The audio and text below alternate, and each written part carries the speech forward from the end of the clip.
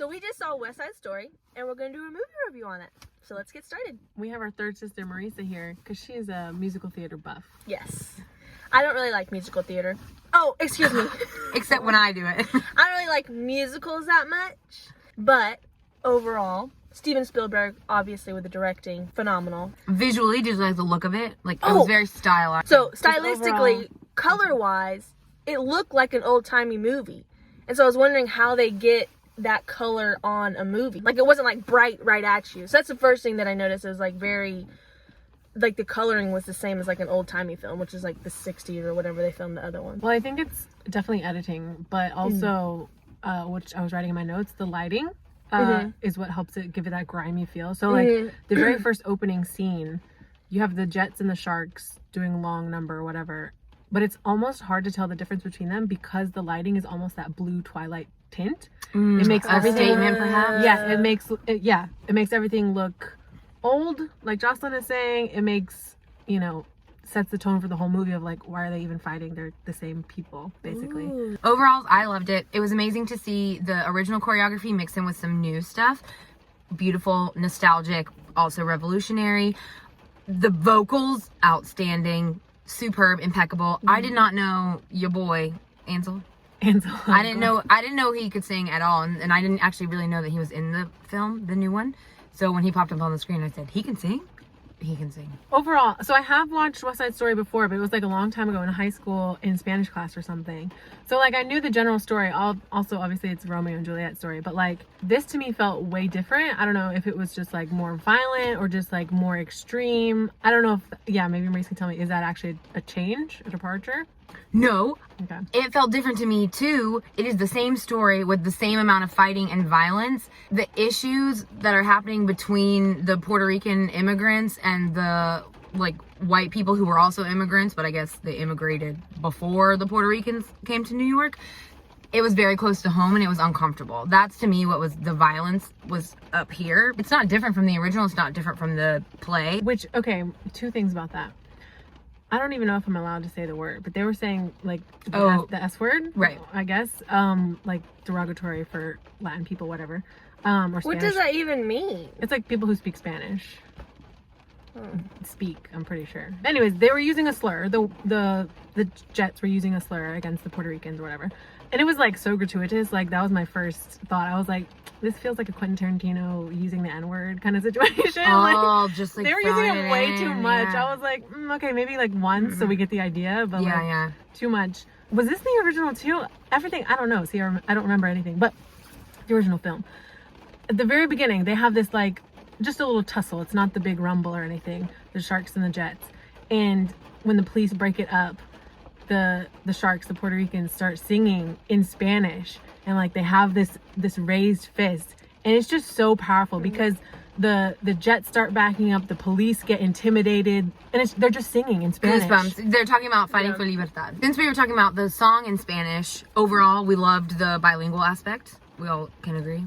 I loved it. I thought it was awesome. I thought it was really genuine. They didn't put any subtitles. Half the movie is body language anyway, and choreography and facial expression. So like, even if you couldn't catch a phrase or two in Spanish, you know what's going on. Right. They could have done the whole film like without speaking. Like just the animation and like what Belle was saying, the body language of the actors and the fight scenes or the dancing sequences or the facial expressions. Because of that, or like along the same lines, one of my favorite songs was Cool Boy. Is that the title?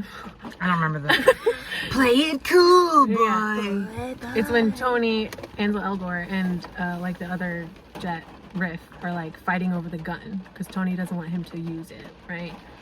And everything is body language. They're like singing this cheesy song, like play it cool, and like doing really intense choreography. But like the choreography gets more and more intense. It gets more aggressive. It gets more street fighting rather than dancing, and just everything is said with their bodies. It's been so long since I watched the 1960s version, and I feel like I need like a shot for shot comparison so I know what is quoting from the original, I don't know enough about film or Spielberg's films in particular to know like what is his style and then what is the original, because a lot of it is that physical storytelling, but I know they did different things with the camera. And I also feel like I saw references to other musicals. Me too. Oh, really? Yeah, and that's what I was just about to say is I can't remember which one. It'll come back to me in a second. This might be so off base, but I feel like right Mary before Poppins. Cool Boy, when they were at the docks, I think it was a dock, I was like immediately like, is this a reference to the Baz Luhrmann Romeo and Juliet? Because it looks like the stage on the beach where Mercutio has his like monologue. And it's like, it's a split second where they have the wide view of the dock, but I was like, whoa, this like jogged something in my memory. So I don't know. They wouldn't do that with just this movie. Like, why? What would be the reasoning of them doing that? It's the same story. It's Romeo and Juliet. Oh, yeah, you're right. Anyways, going back to when I saw it, I was like, did this come from the original movie? Because it seemed familiar. When they're walking into the salt shed for the big rumble, both gangs are walking in like this, and you see it from the bird's eye view, and you see their shadows, these long dark shadows coming in like this.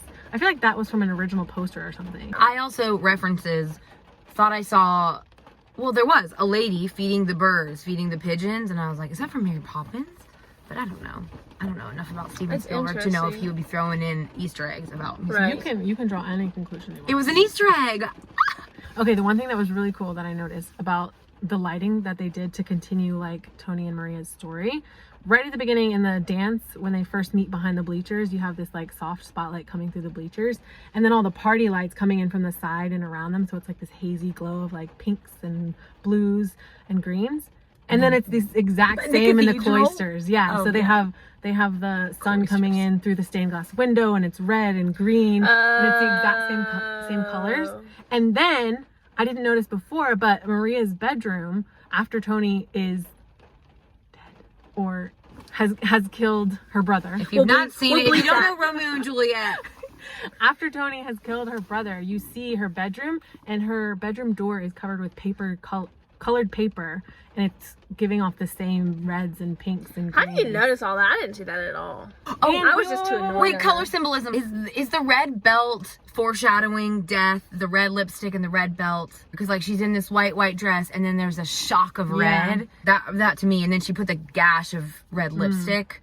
I think the red belt was in the original too. Me too. No. But I But mean, same that idea. might be from the play. On that, and lighting as well, they light Ansel, Elgort, Tony, and Maria as angels. So Tony has this like golden yellow hazy light behind him or on him all the time. Maria has this bright white angelic light with her the whole time. And then like I was saying, the rest of the world is like this greens, blues, very dark, very grimy, as compared to, or kind of more like a yellow dingy light if it is on the warmer side, as compared to our two leads. So it's like the spotlight as it would be on stage, making these heroes who are in love.